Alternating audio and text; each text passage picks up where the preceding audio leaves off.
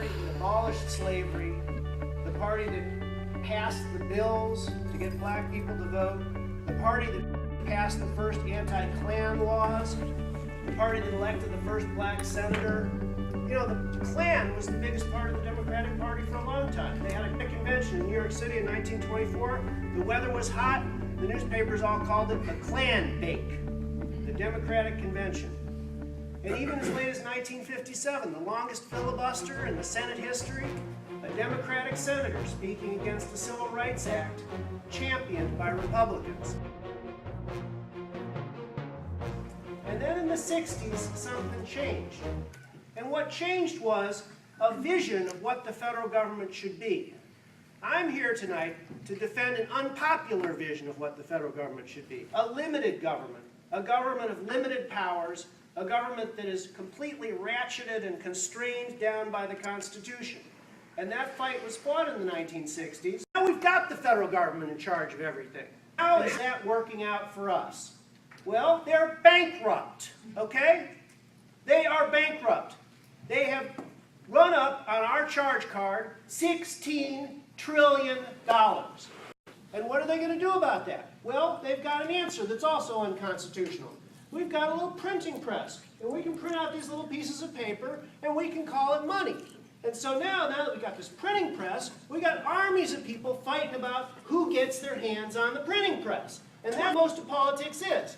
And the sad part is that it's the same people who always get their hands on the printing press, the rich people. So here we are, 4 years into a Democratic administration, and what are we doing with that printing press?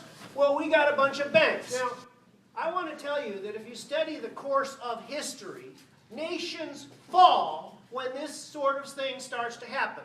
The federal government is now printing 40 cents out of every dollar it spends. You want to know how much Germany was printing when Hitler took over? Germany was only printing 30 cents out of every dollar. And if we don't get control of this thing is coming down. But you know what? The sad part is, it's coming down anyway. Because it's like math. It's like exponential functions. It's like inevitable growth. The debt that's been run up, you know what? It's going to be paid back. Because that's the way debt is. And it's going to be paid back a couple different ways. Some of it will just be default.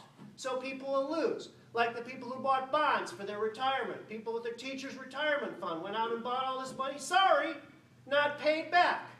Another way is they'll just start raising taxes higher and higher. You know, Brad talked about trying to bring business to Oregon. You know what the business attorneys say to people who come to them? They say, you better incorporate up in Washington because you'll make 10% more money right off the bat because of the tax system. But the worst way that it's happening is inflation. And we all see it. We all see now that we're paying more than $4 a gallon for gasoline. Down in California, they're paying $6 a gallon for gasoline. We see that the bacon, the milk, the bread, $4 a loaf? I mean, come on. It's getting worse and worse and worse. And who suffers? It's not the rich people who suffer. It's not the people jetting around with their high campaign finance and all this stuff. It's people who got to go down to the store and buy the bread and the milk and the bacon and the gas. And that is where we are headed. We are headed for an economic crisis of really, really significant proportions. And they've been, you know, they're very proud of putting it off a little bit by running up the charge card a little higher. You know what that means?